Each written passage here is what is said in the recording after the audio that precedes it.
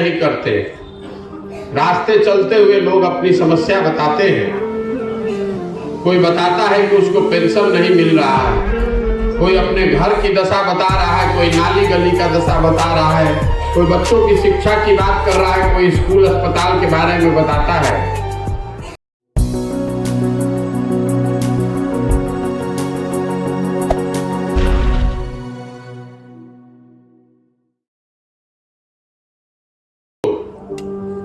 और हम कोई नेता नहीं है, आपसे कोई राजनीतिक भाषण करने नहीं आए, आपसे वोट भी नहीं मांगेंगे। हमने दल नहीं बनाया है, आपसे वोट नहीं मांग रहे और आपका किसी का कोई काम भी नहीं करते। रास्ते चलते हुए लोग अपनी समस्या बताते हैं। कोई बताता है कि उसको पेंशन नहीं मिल रहा है, कोई अपने घर की दशा बता रहा है, कोई नाली गली का दशा बता रहा है, कोई बच्चों की शिक्षा की बात कर रहा है, कोई स्कूल अस्पताल के बारे में बताता है। हम सुन रहे हैं, देख रहे हैं, लेकिन कुछ करते नहीं, किसी का मदद नहीं करते। मान लीजिए कि अगर हम आपकी मदद कर भी दें तो कितना आदमी का मदद करेंगे? एक आदमी का कर सकते हैं, एक गांव का कर सकते हैं। एक दिन अगर आपका मदद कर भी दे, उससे भी तो आपकी जिंदगी नहीं सुधरेगी। तो ये अभियान आपकी मदद करने के लिए नहीं है, मछली बांटने का अभियान नहीं है, ये मछली मारने का सिखाने का अभियान है। हम पदयात्रा इसलिए कर रहे हैं कि गांव, शहर, कस्बा, देहात, पूरा बिहार ये संकल्प किए हैं कि पैदल चल के जाएंगे, जाकर लोगों से मिलेंगे, मिलकर ये देखना चाहते हैं कि आपकी और आपके बच्चों की जो दशा है, आप जिन परेशानियों में जीते हैं, उसको जाकर अपनी आंख से देखना चाहते हैं, समझना चाहते हैं, ताकि इससे बाहर निकलने का रास्ता निकाला जा सके।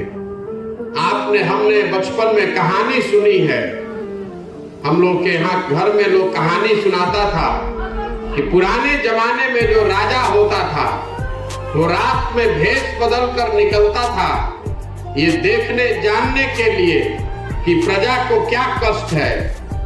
अब आज के जमाने में जब हम लोग बटन दबाकर राजा बना रहे हैं, तो रात का बात तो छोड़ दीजिए, दिन में भी वो आदमी, वो नेता आपका सुध लेने नहीं आ रहा है। अगर कोई गलती से आ भी गया तो इतना सुरक्षा लेकर आता है, इतना पुलिस लेकर चलता है कि जनता से उसको भेंटे नहीं है। जिससे पूछिए, बड़े नेता का तो छोड़ दीजिए, जो छोटा नेता है वो भी कह रहा है कि भैया बहुत खतरा बा हमारा जान पर। हम 195 दिन से पैदल चल रहे हैं, इतनी बड़ी व्यवस्था है, लेकिन इसमें एक भी सिपाही नहीं है, कोई सुरक्षा कर्मी नहीं है। हमको तो कुत्ता भी नहीं काट रहा है। सुबह से लेकर शाम तक चल रहे हैं, हर गांव से, हर शहर से निकल रहे, कोई नहीं कुछ कर रहा है। ये दिखाता है कि नेता सुरक्षा लेकर क्यों चलते हैं। ज्यादातर नेता सुरक्षा लेकर इसलिए चलता है कि आपको दिखाए कि बड़ा बन गया है, या फिर जनता से उसको भेंट न हो जाए, कहीं आप पूछ मत दे कि कहे थे चुनाव से पहले कि कमुआ करेंगे, अब कमुआ आप कर नहीं रहे, इसीलिए सुरक्षा लेकर चलते। तो हम यहाँ नेताओं की शिकायत करने नहीं आए। आप ये मान लीजिए कि जितने लोगों को आपने नेता चुना, जिसने भी बिहार में सरकार बनाया, उस सब को सही मान लीजिए। लोग रोज बहस करते हैं कि कौन काम किया, कौन काम नहीं किया। हम पूरा उल्टा बात कह रहे हैं। हम कह रहे हैं कि जिसने भी सरकार बनाई, जो भी नेता है, जिसने जो काम किया उसको सही मान लीजिए। जिसने जो काम किया या करने का दावा करता है उसको सबको सही मान लीजिए।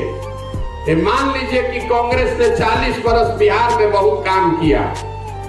ये मान लिया जाए कि भाई लालू जी के राज में सामाजिक तौर पर जो वंचित लोग थे उनको आवाज मिल गई। ये मान लीजिए कि नीतीश कुमार के सुशासन से बिहार में बहुत विकास हो गया।